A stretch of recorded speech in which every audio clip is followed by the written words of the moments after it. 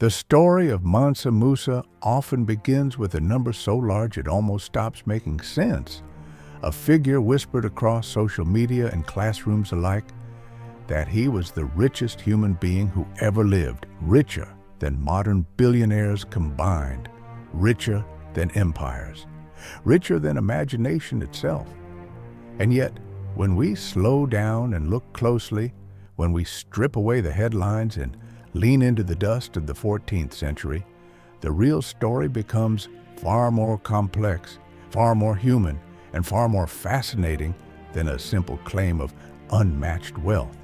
Because before Mansa Musa became a symbol, he was a man born into a world where gold did not exist as numbers on a screen, but as metal, pulled from the earth by calloused hands. A world where power was measured not by bank accounts, but by control, reputation, and survival. And Musa inherited one of the most strategically positioned empires on the planet, the Mali Empire, sitting atop vast gold fields in West Africa at a time when gold was the backbone of the global economy, flowing through North Africa into Europe and the Middle East like blood through veins.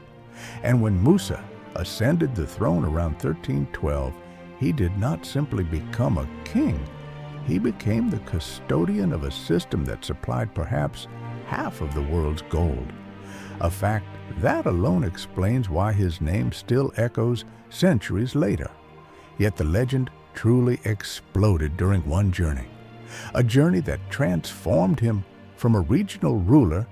into a global phenomenon. His pilgrimage to Mecca in 1324, a religious obligation that became one of the most dramatic displays of wealth in recorded history. As Musa crossed the Sahara with a caravan so vast it felt unreal to those who witnessed it, thousands of attendants, soldiers, slaves, officials, and camels carrying gold dust and gold bars, not as a show of vanity alone, but as a performance of power, diplomacy, and faith. And when this procession reached Cairo, the heart of the Islamic world at the time, Musa's generosity turned into economic disruption because he gave gold away freely to scholars, to the poor, to merchants, to officials, and the sheer volume of gold he injected into the local economy reportedly caused inflation that lasted for years. A rare moment in history where a single individual's spending reshaped an entire region's financial stability. And it is here that the myth of infinite wealth truly takes hold. Because the idea that one man could crash an economy simply by being generous feels like proof of unmatched riches, and yet even this famous story demands caution, because much of what we know comes from Arab historians writing years later, fascinated by the spectacle and eager to emphasize its scale, sometimes blending fact with awe, sometimes repeating stories that grew larger with each retelling. And when modern writers attempt to convert Musa's wealth into today's dollars, the numbers quickly spiral into absurdity. Hundreds of billions, even trillions, figures that sound impressive but rest on shaky ground, because medieval wealth does not translate cleanly into modern capitalism. There were no stock markets, no global currencies, no standardized measurements of net worth, only land, labor, resources, and influence. And while Musa controlled immense gold production, that did not mean he personally owned every grain of gold beneath Mali's soil. His wealth was inseparable from the empire itself, from its people, its trade routes, its taxes, and its political stability. And this distinction matters because calling him the richest human in history implies a level of personal, liquid wealth comparable to modern billionaires, when in reality Musa's power came from control rather than accumulation, from his ability to mobilize resources rather than hoard them. And perhaps this is why the myth persists so strongly, because it speaks to something deeper than economics. It speaks to historical imbalance, to the way African civilizations have been minimized or erased in global narratives, and the idea of Mansa Musa as the richest man ever feels like a corrective, a way to remind the world that Africa was not poor, backward, or isolated, but central, sophisticated, and globally connected long before colonialism. And yet, even as we defend that truth, we must resist turning history into fantasy, because Mansa Musa's greatness does not need exaggeration to be meaningful. His reign marked a cultural and intellectual golden age for Mali, as he invested heavily in education, architecture, and religion, commissioning mosques, libraries, and universities, most famously in Timbuktu, which under his rule and that of his successors became a center of learning that attracted scholars from across the Islamic world. And this legacy of knowledge, manuscripts, and scholarship is often overshadowed by the fixation on gold, as if wealth alone defines his importance. But Musa understood something many modern leaders forget,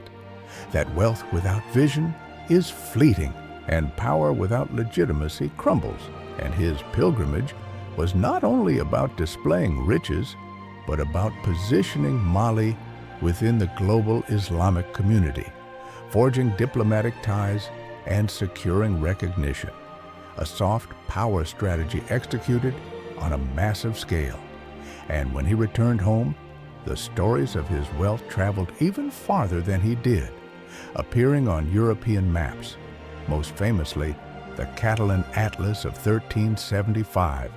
where Musa is depicted holding a gold nugget, seated on a throne larger than life, a visual shorthand that cemented his reputation for centuries.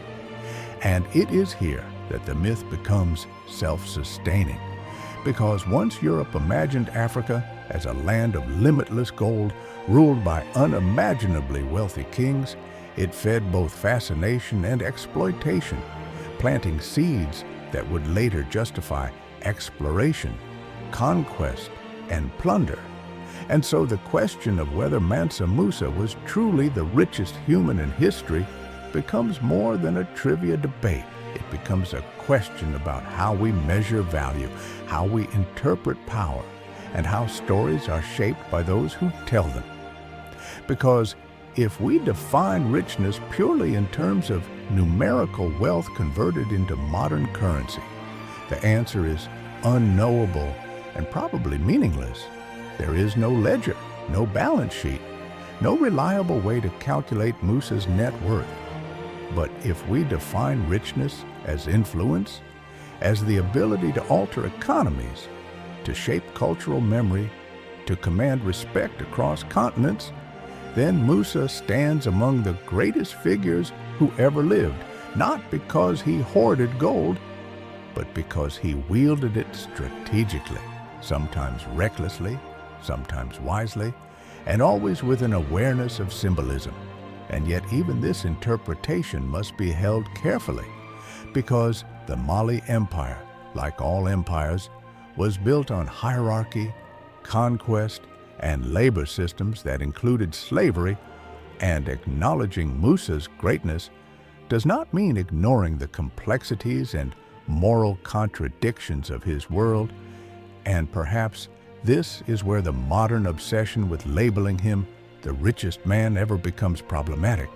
because it flattens a layered historical figure into a meme-friendly superlative, robbing him of nuance, turning a sophisticated ruler into a caricature of excess, when the truth is far more compelling, that Mansa Musa was a product of his time and also a shaper of it, a man whose wealth came from geography, governance, and global trade networks, whose fame was amplified by storytelling, and whose legacy continues to evolve as we revisit the past with new questions. And so when we ask whether Mansa Musa was really the richest human in history, or whether that title is a myth, the most honest answer is that the question itself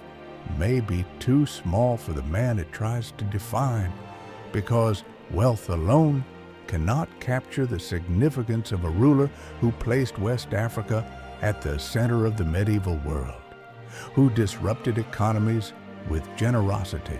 who invested in knowledge and culture, and whose image still forces us to confront uncomfortable truths about history, memory, and value.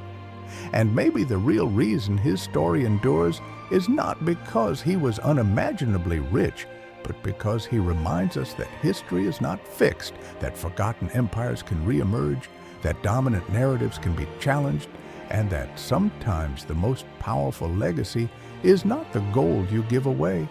but the questions you leave behind. Questions that centuries later still pull us in, asking us to look closer, think deeper, and reconsider what we think we know about wealth, power, and the past.